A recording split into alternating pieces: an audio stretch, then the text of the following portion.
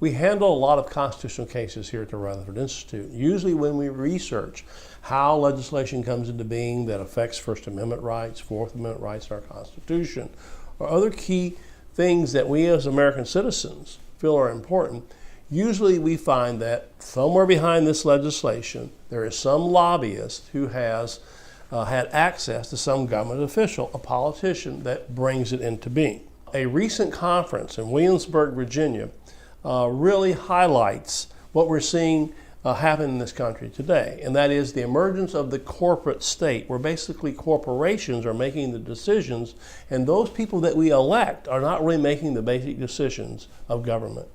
For 4 days, from July 12th to July 15th, 2012, America's governors, hosted by Virginia Governor Bob McDonnell, gathered in Williamsburg, Virginia for the National Governors Association, better known as the NGA. It's an annual summer meeting. While there, the governors and their staffs were treated to amusement parks, historical sites, championship golf courses, five-star dining, and a rousing fireworks finale. Much of this was paid for by corporations eager to spend time with the nation's most powerful government chief executives. Amazingly, none of this is open to the public, us, the American citizens, who again elect these politicians, our governors.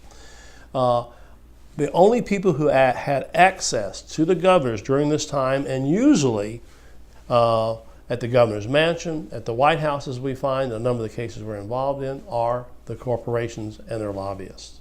The National Governors Association, or the NGA, is an organization that allows corporations to pay a certain amount of money to belong, up to $20,000 annually to participate. Large corporations such as General Electric, Microsoft, ExxonMobil, Ford, Bank of America, and the United Health Group all participate.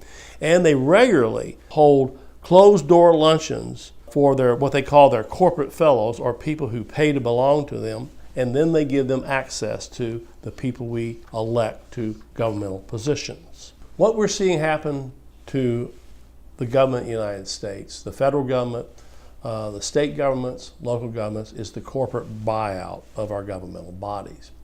What we find in our research, and what surfacing in a number of my commentaries, which you should go online at rutherford.org and read, is that the corporations have moved into the highest level of government and the lowest levels of government, and they're basically, through these kind of events that I talk about in Williamsburg, Virginia, where they have amusements, going to amusement parks, fireworks, banquets, they're buying government officials and influencing how they vote. When these politicians run from higher government, we know that those particular organizations are still supporting them. In fact, the two people running for president, President Obama and Mitt Romney, believe it or not, many of the corporations supporting Obama are also giving money to Mitt Romney. This is very, very dangerous in my opinion, because corporations exist for one thing. The bottom line is money. And unfortunately, there are many greedy people out there that don't care about civil liberties and rights, and they're cutting off our access to government.